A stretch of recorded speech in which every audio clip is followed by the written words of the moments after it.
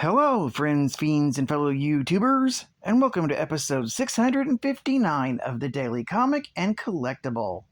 Today, the collectible of the day is the Kotobukiya Artfx Plus, Star Wars The Empire Strikes Back, Boba Fett Build-A-Figure Set, 5-piece Bounty Hunter Collection. This Kotobukiya Japanese import brings you all the quality and detailing that you'd expect from an Artfx Plus release, in the 1/10th scale, perfect for collecting. This series has already brought you amazing heroes, villains, and troopers from the classic trilogy and beyond. And now you can collect the bounty hunters summoned by Darth Vader to track down the Millennium Falcon in Star Wars Episode 5, The Empire Strikes Back. Kicking off the series was the unique and menacing former protocol droid, known as 4-LOM. Then, bounty hunter IG-88 is joining Zuckuss, Bosk, and Dengar. These 7-inch scale Artfx Plus statues feature intricate design and hand-painted deco, featuring a realistic sculpt inspired directly from the movie. These finely hand-painted statues can be put together easily with a few slide and snap into place pieces. All figures are in the 1/10th scale, with magnets in their feet to provide perfect stability on the included metal display bases. Complete your Bounty Hunter series to assemble a completed statue of Boba Fett, with included bonus parts. This Boba Fett pose is only available in this Bounty Hunter set of 4-LOM, Dengar, IG-88, Bosk, and Zuckuss. This set was imported from Japan and was released in 2019 by Kotobukiya. Now, the comic of the day is Star Wars, Volume 1, Issue number 50, with a cover date of August 1981. This is part 4 of a 5-piece story arc I'm covering, with story by Archie Goodwin, art by Al Williamson, and cover by Tom Palmer. This story is titled The Crimson Forever. The story opens with Lando Calrissian and Chewbacca piloting the Millennium Falcon from the site of a new Imperial base with TIE fighters in hot pursuit, when a rebel blockade runner fires into the TIE fighters' midst. Leia is on board the runner and compels Lando and Chewbacca to abandon their current search for carbonite-frozen Han Solo in light of a greater threat to the Rebel Alliance. At a former mining colony commandeered as the new rebel base on a volcanic planet Galrith, Leia shows Lando and Chewbacca that 21B is operating on a comatose Luke Skywalker, whose only visible change is the crimson pallor of his eyes. Recently, on a routine X-Wing patrol flight, Luke and his squadron came across a derelict Imperial Star Destroyer, with all its personnel dead, and turned crimson-skinned. Luke and the other pilots caught the unknown virus as well, and were promptly quarantined after returning to base. All the others died, but Luke remains only in suspended animation through his affinity with the Force. Leia remembers a story Han once told her about his and Chewbacca's mission on the edge of the galaxy that involved 2 red jewels. One such jewel was found out of its canister on the Star Destroyer. Chewbacca hesitates at first, but eventually relates, with C-3PO's translating, how he and Han were shanghaied aboard a pirate ship and transported to the Red Nebula. With a crew of pirates and mercenaries, Han pilots the ship safely through the asteroid field that separates the Red Nebula from the rest of the galaxy.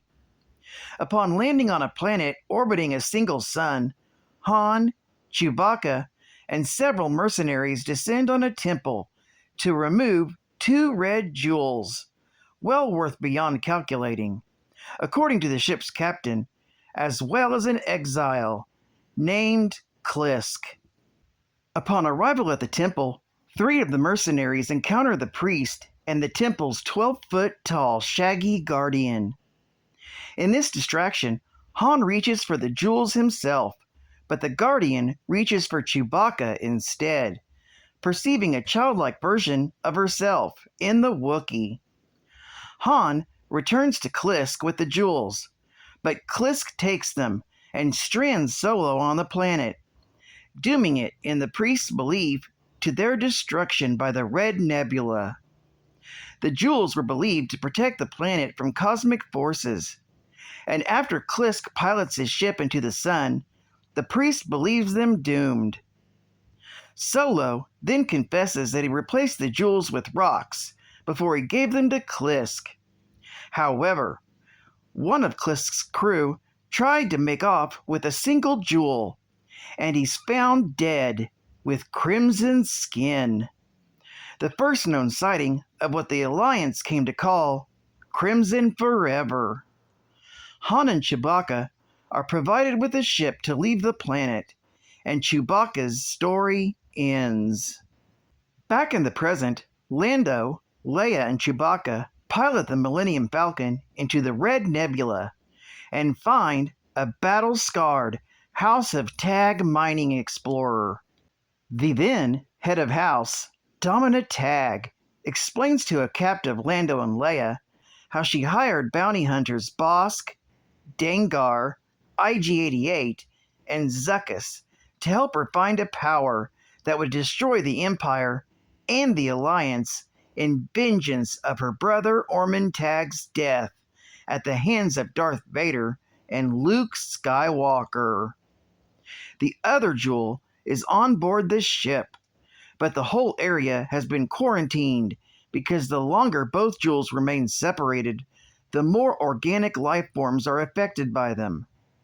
The Star Destroyer that Luke's patrol encountered had intercepted the Tag Explorer and confiscated one of the jewels. After Lando and Leia escape, Domina plays the last card she has by having the droid, IG-88, reunite the 2 jewels. The effects of the Crimson Forever are reversed for Luke Skywalker. The jewels themselves are dispatched out of the galaxy, and Domina Tag and the bounty hunters are given transport away from the Star Destroyer.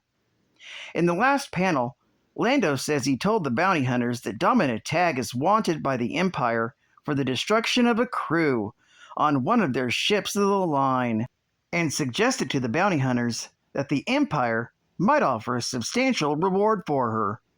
They seemed quite interested. This story is continued and concluded in the finale, Star Wars, issue 108. Geek Fact: this issue is considered a key issue, featuring the first full appearance of IG-88, an android bounty hunter. It also features cameos of Dengar, Bosk, and 4-LOM. Bonus Geek Fact: Star Wars, issue number 50, was reprinted on May 1st, 2019, in celebration of Marvel's 80th anniversary. The story then continued in a one-shot issue, number 108, in 2020. I will be covering that issue tomorrow. Marvel Comics was the first company to release comic books for the Star Wars saga. The comic book run ran from 1977 until 1986.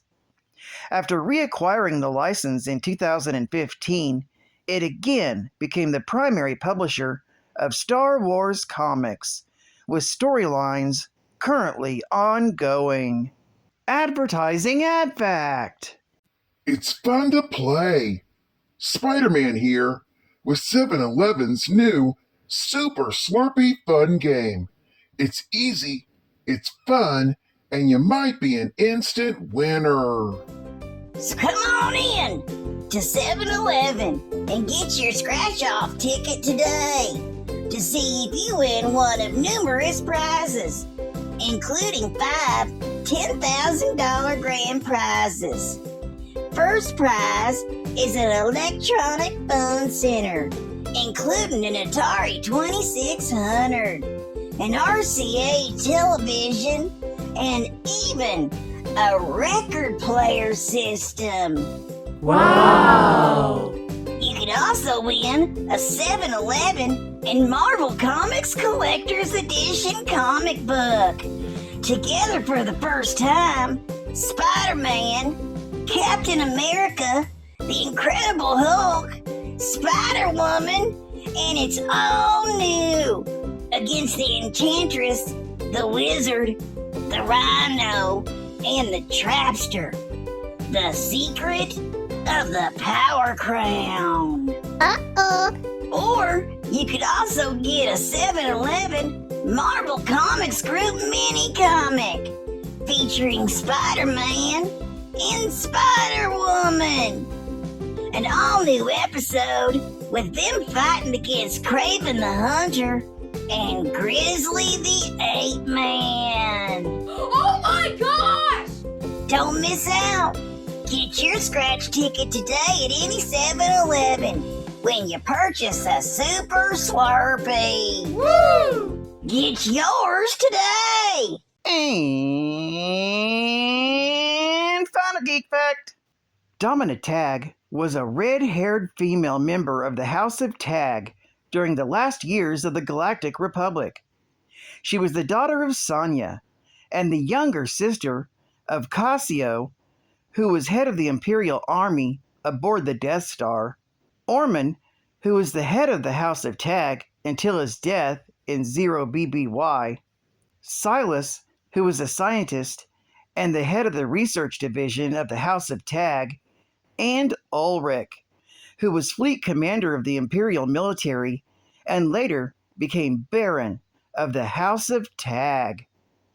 To keep her free from the Empire's corrupt influence, Tag's brother Orman sent her to live with the Order of the Sacred Circle on the planet Monastery. During the Galactic Civil War, the Sith Lord Darth Vader used Tag to lure the rebel hero Luke Skywalker into a trap set up on Monastery. After Skywalker killed Orman Tag in a duel, Tag swore revenge against the young Jedi. After being forced to leave the Order of the Sacred Circle, Tag took over Tag Company and assumed the title of Baroness. For the next several years, Tag sought revenge against both Skywalker and Vader, posing a threat to both the Alliance and the Empire. Her fixation on Vader ultimately undermined Tag Companies in its coordinates with the Empire.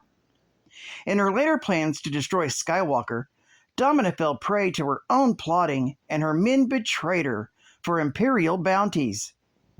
Domina clashed with Leia Organa Solo and Lando Calrissian during the time when they were seeking a cure for the Crimson Forever disease that had infected Luke Skywalker. Leia recognized Domina on sight, and it was clear there was a long-standing mutual dislike between them. Leia and Lando trapped Domina on her ship with a group of bounty hunters she had hired: Bosk, IG-88, Dengar, and Zuckuss, leaving them unable to leave the compartment they were in without being exposed to the virus themselves. Eventually, Domina used the droid IG-88 to neutralize the disease, since he was mechanical and thus immune, and Skywalker was cured. Domina was granted safe passage, although Calrissian suggested to the bounty hunters that they might claim a bounty on Domina herself. Well, I'd like to thank you for joining me for another Daily Comic and Collectible, and I hope to see you again Tuesday for the finale of this 5-part story arc. This is Cat Fan Comics Man, and I'll catch you on the flip, baby. Over and out.